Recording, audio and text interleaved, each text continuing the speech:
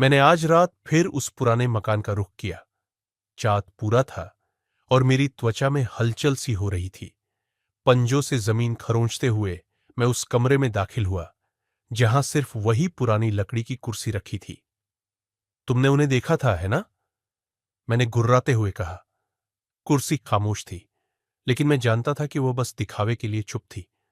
मैं उसके सामने घूमते हुए फर्श पर पंजे मारता रहा। मैंने उस रात की चीखें सुनी थी। खून की महक अब भी मेरी नाक में बस गई है। तुमने सब देखा था कुर्सी। अब बताओ मुझे। कमरे में अजीब सी ठंडी हवा फैल गई। दीवारों पर मेरी परछाई बड़ी और डरावनी लगने लगी।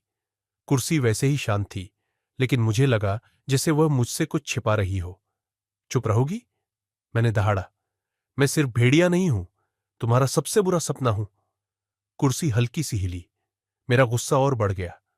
तुम मुझे जवाब नहीं दोगी तो तुम्हें तोड़ दूंगा। मैंने पंजा उठाया, लेकिन तभी कुछ ऐसा हुआ जो मैंने कभी नहीं सोचा था। कमरा घूमने लगा।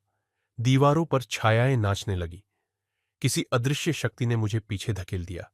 और फिर मैंने सुना, एक धीमी पर साफ आवाज कुर्सी से आ रही थी। मैंने देखा था, वो फुसफुसाई।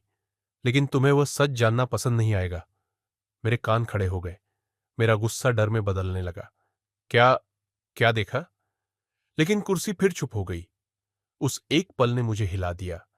मैंने पीछे मुड़कर भागना ही ठीक समझा। शायद कुछ रहस्य जाने नहीं जाए तो बेहतर है।